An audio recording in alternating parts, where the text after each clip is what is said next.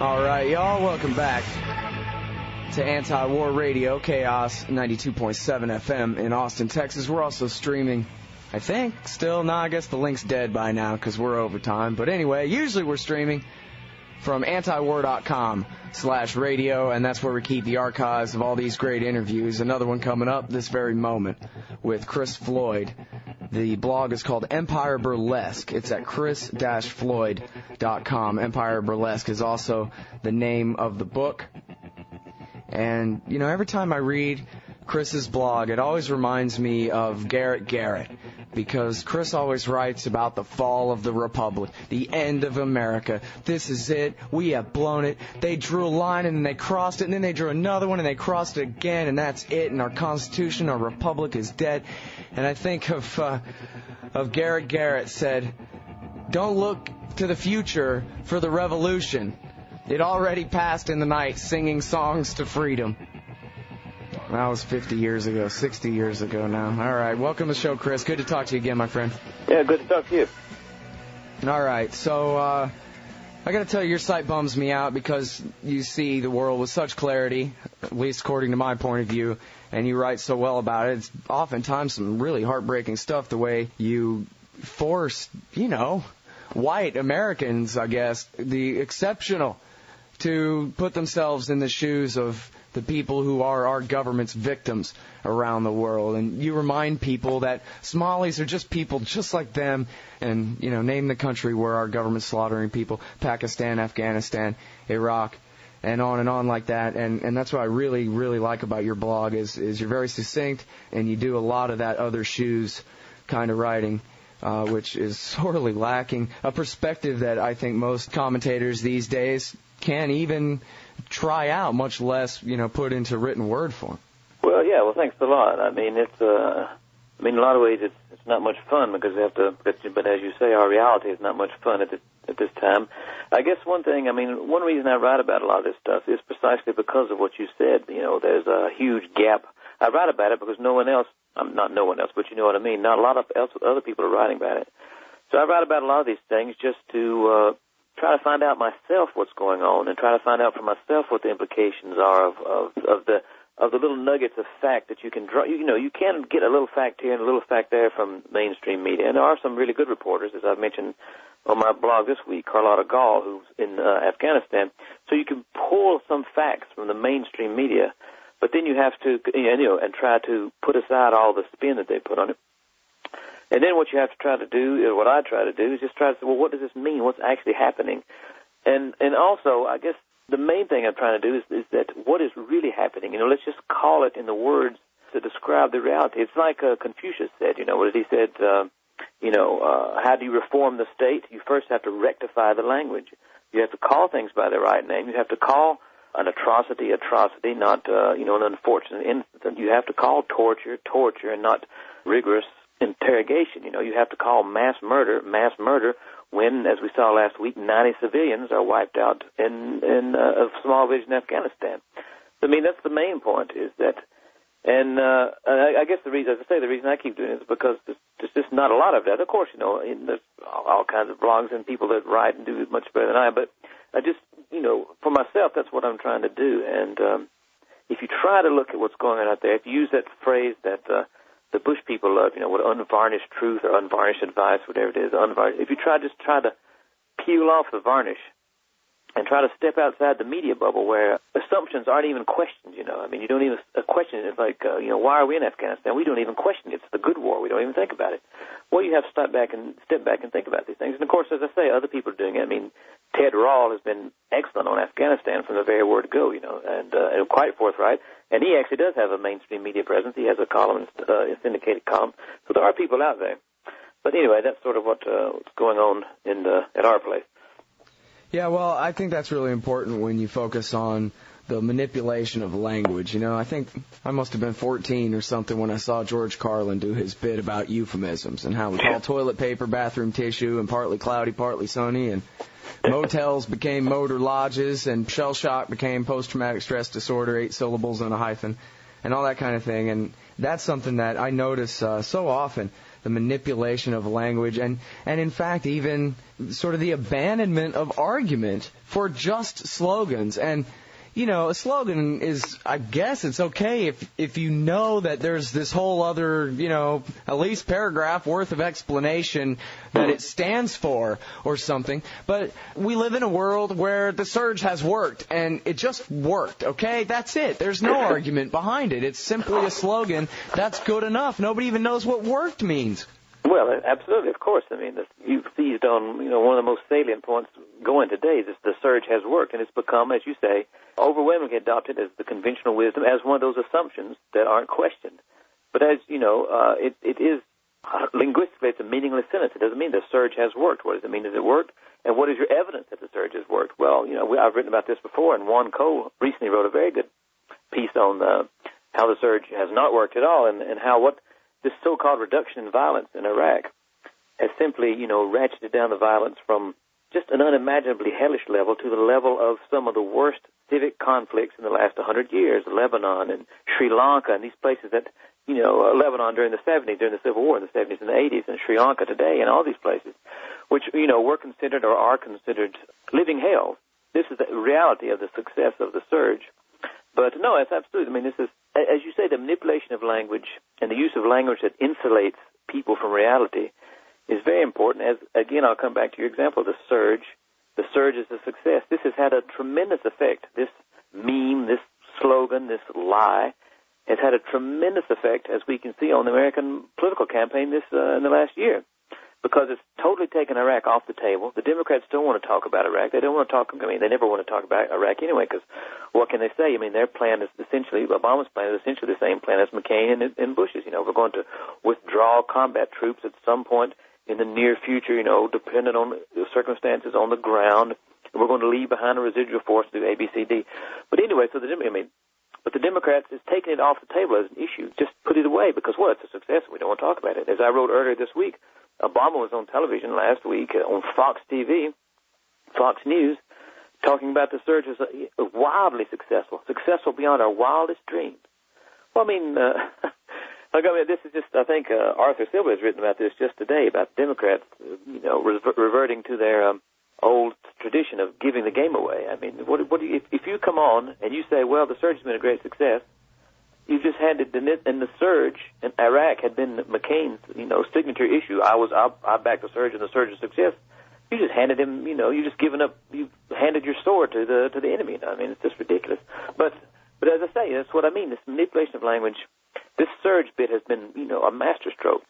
You know, I've said this before. I don't know if whoever Bush is controlling, you know, Rove, all these people are sometimes underestimated because they can't govern. You know, Bush can't govern. The Bush administration, they can't govern. The Bush faction, they can't govern a country. They have no interest in governing a country. They have no interest in preserving a republic. They have no interest in doing any of that kind of stuff. But at politics, they're very, very good at maintaining power and at manipulating a message. And this thing about the surge has just been a masterstroke politically. And, of course, but it all ties into a larger thing. One reason it's a masterstroke politically is that because the mainstream media has sort of abandoned Iraq. And they had to abandon Iraq because it's such a hellhole to be there. It's not safe. You know, it's not safe for their reporters. There's no, you know, I was talking with someone last night. I think I was telling my oldest daughter, I was talking about television coverage of Vietnam, the Vietnam War. She's 22. You know, we were talking about the contrast between the Vietnam War and what's going on now. And I was very cognizant of what's going on in Vietnam. I was just, if it had gone on another year or two, I would have been up for the draft, though. But you had reporters. Of course, there was some control, but they were ranging all over Vietnam. You know, if they could get to a base, they could see what happened. I recall seeing stories where this is, you know, well, the Pentagon tonight said, you know, so and so and so and so happened at Khe Sanh, but here at Khe Sanh, I can tell you that, you know, that it wasn't that way. Well, there's nothing, absolutely nothing, remotely like that, and never has been like that in Iraq. And so, as a young child, basically growing up, I saw this stuff about Vietnam. It was like an introduction to the way the world really is and what's going on. But what about these generations that's grown up from the first Gulf War to now, where all the wars are insulated behind these slogans: the war on terror, the war of Iraqi freedom. You know, the surge is successful. They're insulated behind slogans. They're insulated behind, you know, this absolute Soviet-like control of the media, of what gets out on the battlefront. And so you eliminate the media that way, first of all, by not letting them go in some places and also making it so dangerous that they can't be there. And, of course, you can report that the surge is a success. I mean, who's going to gainsay you? I mean, of course, antiwar.com will find the stories here and there, will pick out the stories here and there in the world, from people like Patrick Coburn and things like that. I mean, Dar Jamail and people like that, you can find them. But in the broad sense, where are you going to find this sort of thing? It's not out there. Where is the 13-year-old boy watching television going to find out this kind of thing? He's not going to find out about it, And so it's been a masterstroke, and it's taken the very thing that put Obama into national prominence was the fact that he was considered, and we should emphasize that, he was considered an anti-war candidate. And this is what brought him to national prominence. This was the main thing, the selling point against Hillary Clinton was, well, she voted for the war. What can you say? The point is that that issue is gone, and Obama himself has given it away, of course, because his plan calls for a continuation of the war, and now he's given away the surge because he's accepted this conventional wisdom. It's been a masterstroke, and it's been a disaster, because I've also mentioned, and I don't mean to go on about this, but I mentioned earlier this week when they talked about the success of the surge, and I wrote somewhere that, yes, surge has been a success in the same way that what Albert Speer did during World War II is, he was the head of Hitler's armaments from 1943 to 1945, and he worked miracles at keeping the German war machine going when it should, by all rights, should have collapsed. He kept the German economy going, he kept the war machine going, production going. Yes, that was a great success, and what did it do? It, prolonged the war by 2 more years. Millions and millions of people died, and those were also the years of the height of the Holocaust. Well, but it was a success, wasn't it? He did what he had to do. And the surge, too, has done the same thing. It has prolonged the war. It has prolonged our involvement in the war. And in that terms, it is a success. But in any other conceivable measure, especially, and I know this is quite naive to think about the human measurement of all the thousands and thousands of people who have died, and the hundreds of Americans have died since that time. It's a gigantic, catastrophic failure of the human spirit, if you want to call it that. It's been a triumph of ethnic cleansing, a triumph of corruption, a triumph of creating new militias that will be fighting later on. These Sunni militias, these Sons of Iraq, the awakening movement. What they've done there is just created another. They did Al Qaeda back in the first go round in Afghanistan. This is another army of ethnic extremists that will be coming back to bite us in the tail later on. So it's a success like Speer's war machine, Nazi war machine, was a success. So, but it's off the table, right? No one's talking about it, and here we are. Well, as far as the disappointment about Obama, and I know you never suffered any illusions, but as far as all the people who thought that this guy was a peace candidate, these people who are getting the Sarah Palin style glasses and all getting their hair done like Sarah Palin now and falling for all this sloganeering on the right, the Democrats who fell for this Barack Obama scam are no different whatsoever. It all comes down to a bunch of slogans. And in fact, you think about these guys: change, experience, one-word slogans, a syllable here, 3 syllables there. And you know what? For the first time, I think, ever in American history, there was actually somebody running for president who really did want to restore the republic, who didn't even want to be president, who really did want to end the war, and it was Ron Paul. And they all told him, go to hell, you must hate queers or something, we don't like you, we believe in Obama. And he lost. Well, this is an excellent point you made. It's an excellent point you made about we're down to one-word slogans now. Chicken in every pot, at least that had 5 or 6, 7 words in it. Right. It's change, reform, hope. But, absolutely right. I mean, I didn't have any illusions about Obama, but I suppose in the early days one could have hoped that he would have just simply adopted several positions just, to get elected, because these are popular positions, restoring the republic, restoring the rule of law. If you run on these positions, they're fairly popular in a lot of ways, if you could get your message out. But yes, you're right. Another thing you were right about, too, comparing Obama to Palin, is this is where the Democrats, if you live by celebrity, you die by celebrity. And one thing that Obama was, they emptied out sort of the substance of anything that was in Obama's campaign, and they made it all about him, his story, the personality, his remarkable story. It is a remarkable story. Yes, of course it is. But they made it all about the story, the narrative. And so now, this is what they based their campaign on. And now here come the Republicans. They found someone with a narrative, too. All of this is meaningless. All of this is meaningless against the backdrop of, 1 million people dead in Iraq, in the name of America. That's what's happened. 1 million people. That's a massive sort of genocidal frenzy that's been going on, in the name of America with bipartisan support. That's the background of all this. But if you're going to run a campaign and you run it based on this emptiness, well, then of course you get knocked off by someone else's narrative. I mean, it's just to get back to the horse race aspect, which I really hate, in a lot of ways to talk about the campaign, who's ahead, who's behind. But it's just the Democrats are just running this. I think I mentioned the other day, that referring to Obama as the new Dukakis. They just run these campaigns over and over again, and it's just ridiculous. Yeah, that's funny, the new Dukakis. That's actually really good. And, didn't he lose spectacularly? That's right. Boy, I'll tell you. Yes, to a Bush. Yeah. Well, and I have a lot of trouble preferring Obama to McCain at all until I just look at the depths of evil in McCain. I just think he's probably the most dangerous man in the world, and probably I think only John McCain could make Barack Obama look good at this point. But, let's forget all this stupid election thing. Let's talk about something real, man. There's a new Cold War going on here. And I know that after the Cold War ended, maybe before that, you were a reporter. You wrote for the Moscow Times, which isn't Pravda. You wrote for the Moscow Times. I know you lived in Russia for quite a while there. And you see NATO expansion to Russia's doorstep in Poland, in the Czech Republic soon. Apparently, all factions agree. Again, you can lump Obama in with Cheney and McCain and Palin and everyone else that they want to bring Georgia and Ukraine into NATO as well. And obviously, the conflict over South Ossetia a month ago and all this stuff. What the hell is going on here? Is there any real reason why we need to have a conflict with Russia? And what is behind this, do you think? Well, I mean, that's a huge question. I mean, there's a lot of things behind it. I mean, there's no reason to have this kind of conflict. I mean, there's no reason to have this. No, there's no reason to have this swords-drawn kind of conflict with Russia. I mean, there's plenty of good reasons if you want to operate permanent war machine that we have. If you want to perpetuate the national security state, as Gore Vidal talks about, that we've had since 1947 or so.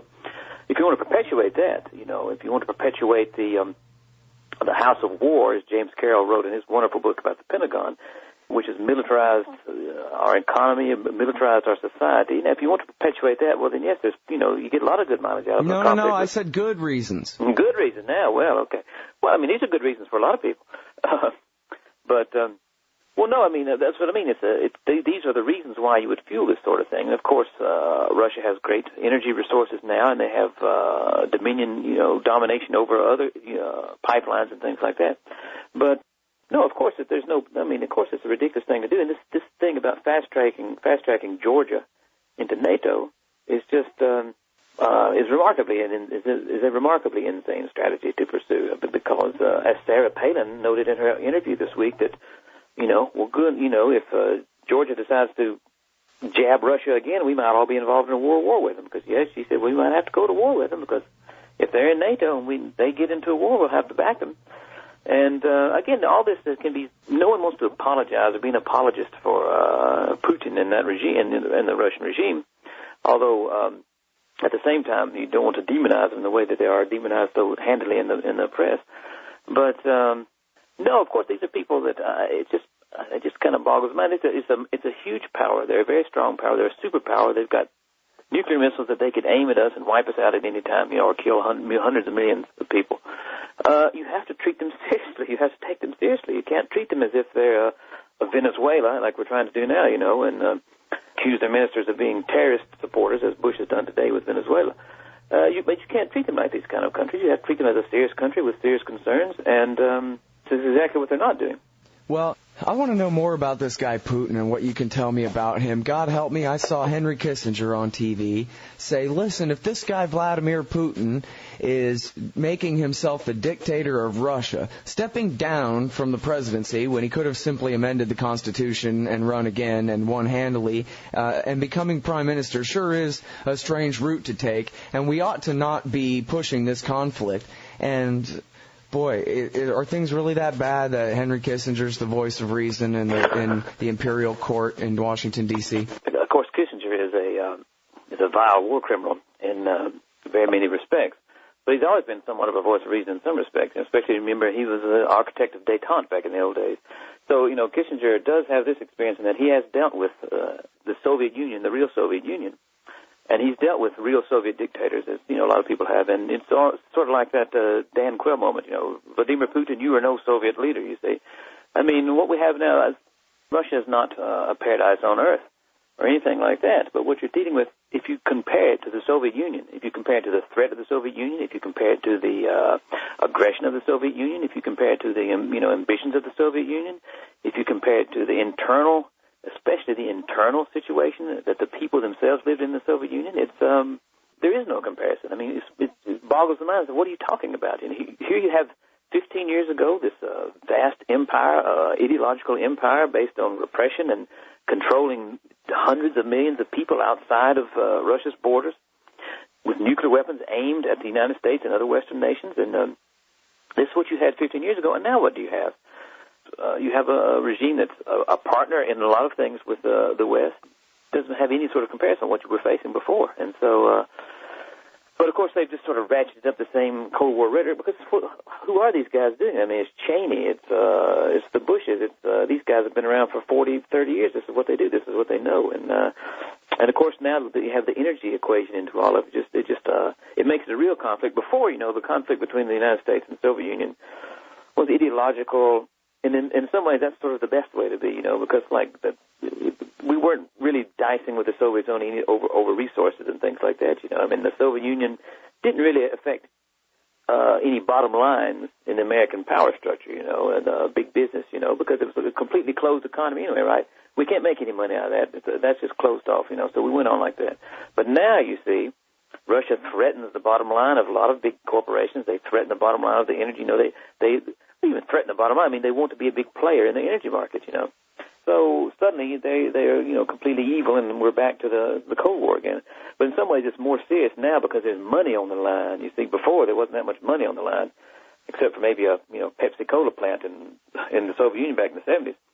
But now there's real money. There's oil on the line, and that's why it's even more serious. These guys will go to war. I don't think they've ever gone to war, but ideology. They wouldn't have attacked Russia because they were communists, eating their babies or anything like that. They don't care about that. Obviously they don't care about that.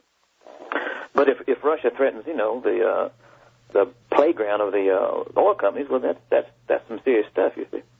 Well, now Sarah Palin wasn't doing anything but being honest. Unlike John McCain and Dick Cheney and the rest of them, she said frankly to Charles Gibson, yes, see, the way it works, Charles, is that NATO membership is a war guarantee. That means, yes, we'll have a war with Russia if they invade NATO once they join. Don't you understand that? Which says only that she's so stupid that she doesn't know she's not supposed to say that. Other than that, she actually got it right. Well, yay. Of course. Out of the mouths of babes. Yeah. I actually meant that in the children's sense, not the sexist sense, but because I was thinking of the biblical quotation.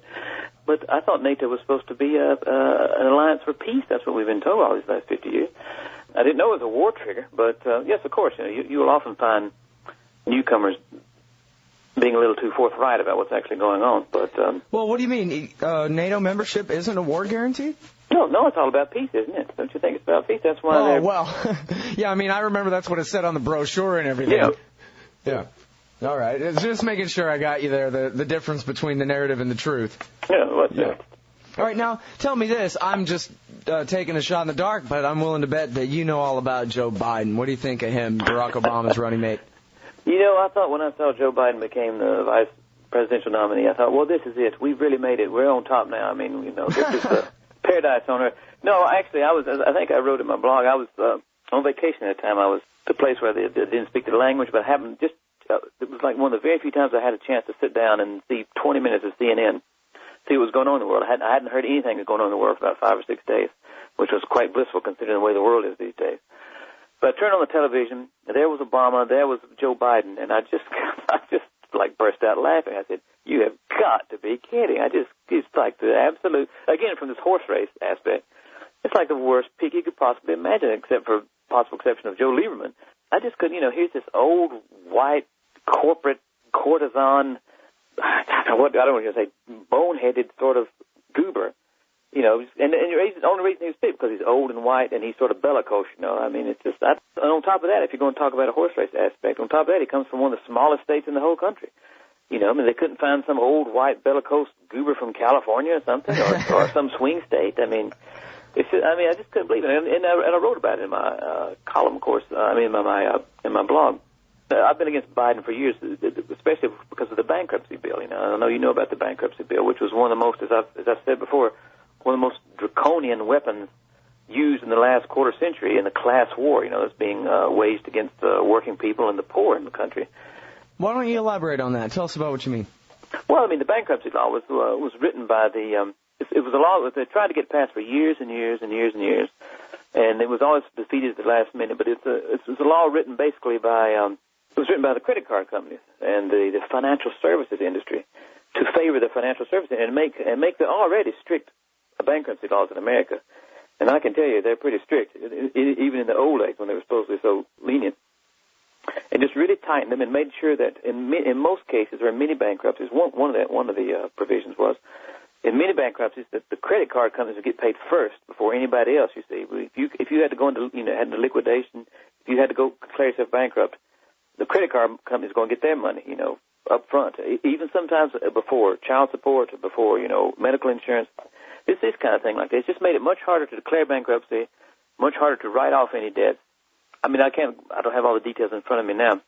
But, and Biden, of course, comes from Delaware, where a lot of these credit card companies are incorporated. Mm-hmm. And he's their bagman. He's their boy. He's the senator from NBA or whatever the big credit card company is up there. Well, and, you know, they always completely ignore the responsibility of the government and the banks working together to inflate the currency with their low reserve ratios and their artificially low interest rates, where they basically lure all these regular people deep into debt, and then they go, sorry, and then they wage a war against the inflation they cause and raise the interest rates, screw everybody, force them into bankruptcy, and then they get to collect all their property for pennies on the dollar. Oh, yeah, absolutely. I mean, I wrote about this years ago about, you know, what the bankruptcy law did. So that was a key point. When it first came up, or when I first wrote about it, it was 2003, and that was the main point was that it was the credit card companies themselves and the banks who lured the most vulnerable people in society. You know, as you say, with cheap credit, no interest rates. You know, they targeted the old, they targeted the young people just starting out, they targeted the sick. You know, there was, you know, of course you were going to take cheap. I can't get money here. You want money? Here's $1,000. Here's $1,000. Here's $2,000. And the next thing you know, then they pull it in. Yes, of course. I mean, it was the government and the corporate policies to create all this debt. And then it was when the crunch time came, the Senate and Joe Biden, with Joe Biden leading the way, you know, stood up to protect these predators. Joe Biden, I wrote him off of that a long time ago. You know, he's very bellicose. He's very well, he's one of the guys who went straight to Georgia and said, we're all Georgians now, like John McCain. You know, he was the guy that, as Obama sent over to Georgia, and let's fast track and let's go to war against these Ruskies and all this sort of thing. I mean, it's just, he's got a whole long history, not only of campaign gaffes. You know, he had to quit one president's race because he plagiarized a British leader's speech and all this sort of stuff. I mean, he just came ready-made with all kinds of things that you could, again, from the horse race aspect, that could just nitpick him to death, you know. Yeah. Well, and I think it was. Here's another revealing thing that the pick showed was that I think he was picked specifically because of that flurry that came during the Russia-Georgia conflict. You know, I think he was picked specifically to handle that one issue, which shows, you know, a complete lack of vision, much less a dream of hope and change in Obama. Because they said, oh, you know, we look bad. There's this Georgia-Russia thing. There's a lot of bad press going on about that. You know, and we better get someone who's really tough and bellicose and white, and then is in the power structure, and get him in here right away. But of course, you know, that the Russia-Georgia thing is already sort of dropped off the radar now. It was always going to be. I mean, it's not dropped off the radar of the Beltway people, but people out there in the general public, you know, that's something they've already moved on. So it was like a panic decision. You know, I guess, you know, it was a panic decision, and it was just the last confirmation. Of course, Obama's been showing this over and over and over again from his vote for the FISA law, you know, his vote for warrantless wiretapping and surveillance of the American people, and to immunize vast, huge corporations for taking part in blatantly illegal operations, you know, for the FISA and the spying on American people. From that vote to his positions on Iran, his positions on Iraq, But this was the final confirmation that he was, that all you're going to get from Obama and Biden is just the same old thing. It's just, there's nothing new. There's no reform. There's no hope. You just get two more guys that are going to serve this militaristic, empire-building, constitution-gutting system that we have. That's all. That's what you're going to get from. That's what it is. Dukakis and Benson. It's just the same old thing. It's Kerry and whoever Kerry ran with, Edwards. I can't even remember these days. But he's pretty forgettable. They're all for the war on terror, and they're all for they're for expanding the war to Pakistan, which is we see now is happening. And it's just, as you say, even if you don't have any illusions about Obama's Democrats, it's still dispiriting. It's still a despairing thing to see. Mm-hmm. Well, if we have time, I'd like to get back to Pakistan. But right now I want to focus on one issue that all of these candidates, all four of them, I'm sure someone will instruct Palin on her Africa positions, sometime this week. But the rest of them all already agree on the record that America needs to expand our intervention in Africa. And, of course, this is a topic, something that you've written about and that's caused, I think, quite a bit of controversy. You dare to assert, sir, that Somalis are human beings and it's wrong for Americans to have them slaughtered en masse. How can you possibly defend that position? Oh, well, I was just drunk at the time. No, I know. Well, now I've come on here and talked about Somalia before now. You've had some other people talking about it. It's a remarkable situation. It's a remarkable situation. America's direct involvement and long-running involvement in what is now regarded as the worst humanitarian disaster in the world today. And you've got tens of thousands killed. You've got millions dispossessed in Somalia. It's a very small country anyway in terms of population.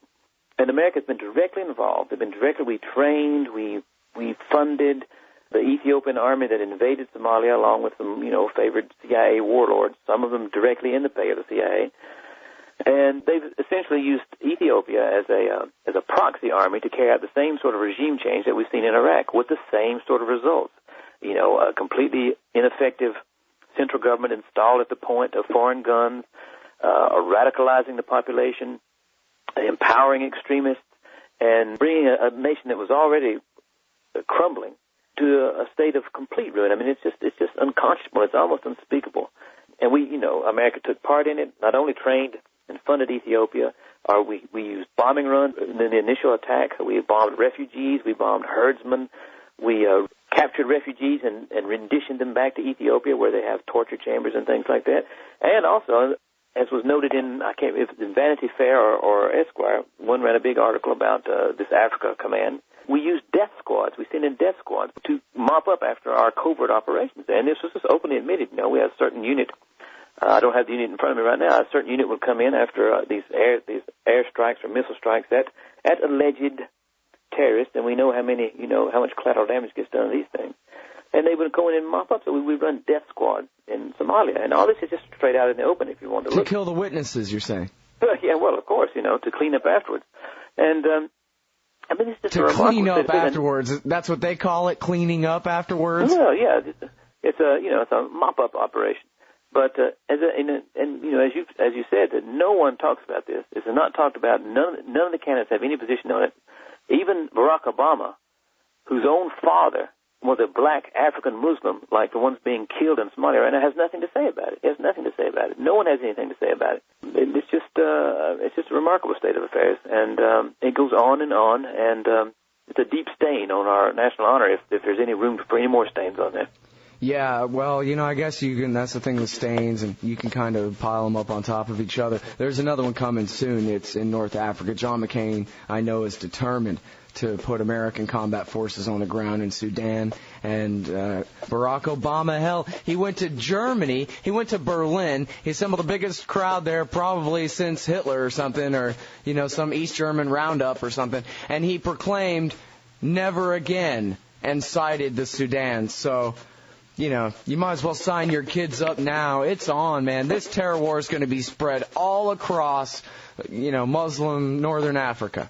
Well, in the very first days after the world changed on 9/11, Cheney or Bush came out to say, I can't remember which one it was, that there were 50 or 60 nations possible targets for some sort of action in this war on terror. 50 or 60 nations were, possible targets. So I suppose these were supposed to be nations where some terrorist activity was someone was talking about it, or someone was reading the wrong book or something. But anyway, you have, yes, you're right. I mean, there's no end to the nations that will be part of this. And as Sudan, and as you mentioned before, there's Pakistan, we're just about to get into a war in Pakistan. They could make the Vietnam War look like Sunday picnic or something like that. It's just ridiculous. I mean, imagine the Vietnam War with nuclear weapons on the other side. It's just boggles the mind. You've got Afghanistan, you've got Pakistan, you've got Iraq, you've got Russia. They want to get into a tussle with Russia, pressure Russia, goad Russia. You've got Iran, which is still waiting out there, for a nice big hit with the Israelis talking about it more and more. Now you've got Venezuela, which they're ratcheting up the pressure on. Just today, condemning two of the ministers down there as being narco-terrorists. As you well know, it's accepted doctrine now, not only by the Bush administration, but by all American leaders now, is that if someone is a terrorist or involved in a terrorist organization, then you can launch a military operation against that nation anytime you want to. I mean, it's just accepted practice now. And to call someone a terrorist means you are marking a big target on their back and saying, yes, we can hit you anytime we want to, even by our own right, by our own logic. And these are just a few of the countries, There is, as you say, there is no end to it. And it's a bleak time, I must say. Yeah. All right, now Pakistan is probably the biggest worry in the world, although I don't know that it gets all the proper attention that it deserves, probably for a lack of people who, actually know what they're talking about when it comes to this thing. The war is spreading. I mean, what did I read? The headline on antiwar.com, Jason Ditz compiled a great collection of articles all about Pakistan and how they're talking about we're going to have to retaliate. We can't just keep doing this. Our whole country is going to fall apart from the inside if we continue to let you attack inside our country like this. And Bush continues to give the military permission to strike inside Pakistan. They say they killed an al-Qaeda leader here or there, but we know they're killing civilians en masse. Oh, of course, I know. I mean, this is... as you say, he's already given the green light for ground troops to go into Pakistan, which is this is the exact same way that the Vietnam War began, with special forces and covert operations going into a country like that. But I mean, it's just it boggles the mind. Of course, the Pakistanis are going to have to retaliate in some way, or be seen to try to retaliate. Because what would America do if Mexico decided to make incursions into, say, Texas and New Mexico to attack, I don't know, gun dealers who are selling guns to the gangs down there? It's okay. We're going to go. You guys are supplying our gangs down here. We're going to launch an air raid on Tucson. What would they do about that? What would the United States do with incursions around our border, across our border in that way? Well, it would be a cause for war. And what politician, what leader, what president could possibly stand, and hold his office if he didn't strike back against that sort of thing? And so if he just said, oh, well, I guess we just let the Mexicans, attack us anytime we want to, what can we do? But again, we have another situation where the United States is allowed to do anything it wants to, where other countries cannot react in the same way that the United States would react if its own sovereignty was violated that way, if its own people were killed in that way. But no, this is an incredibly dangerous sort of thing, and it just, but I don't know, it becomes the point, what can you say? For years and years in my columns and blog, and many others have been writing, a new situation comes up. This is a very dangerous situation. It's going to lead to a disaster. And it happens. Another situation. This is a very dangerous situation. It's going to lead to a disaster. And it happens, too. And so we just keep saying this over and over again, but we just keep walking into these disasters. And I don't know. The surge is working. Be quiet. The surge is working. Yeah. I'm sorry. I forgot about that. And not only that, but also the surge is working. The surge already worked, and it's still working, and we're going to have victory. And victory, that's better than a one-syllable word, and so that sounds extra smart and must be true, even more true than surge, work. Well, I think I think the slogan has just come down to surge. Just say that with an exclamation point. Surge. That's just it, Yeah. I think that covers the whole thing. Yeah, I actually made a bumper sticker. It says, the surge is working on you.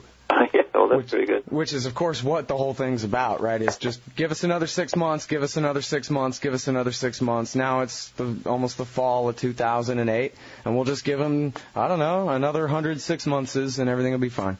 Yeah, I'm sure. It'll all come out in the wash one of these days. Yeah, we will have victory after a certain point of time, yep. as the the guy I debated last night asserted. After a point of time passes, then the goodness will come. I guess we can measure it when there's a Disneyland in Baghdad. That I don't know, do they still use that? That used to be the measure of our success back in the early days, right? Yeah, big Disneyland, McDonald's, that sort of thing is always a good measure of success. That would be the proof that we had won their hearts and minds, the people whose lives we hadn't taken yet. I mean, of course, if you reduce the population, it gives you a better chance to win their hearts and minds because there's fewer people that you have to win over that way. Yeah, it's good for casualty rates, too, when 5 million people have fled the country of course. and are refugees. You don't have to count the murders and starvation in the refugee camps because those take place in other countries. Well, that's one of the reasons, of course, for the success of the surge is that millions have fled Iraq, and the ethnic cleansing of places like Baghdad is pretty much effectively over. You know, they've walled it off into these ghettos of ethnic and sectarian sections. And, I mean, that's why the violence has reduced, because they've killed so many people, and and the different factions have got what they wanted. Afraid so. All right, well, on the road to hell, you can help to keep score, and one of your best sources for staying up on what's really going on as America dies is Empire Burlesque, the blog of Chris Floyd. It's available at chris-floyd.com. Thanks so much for your time on the show today, Chris. All right, thank you.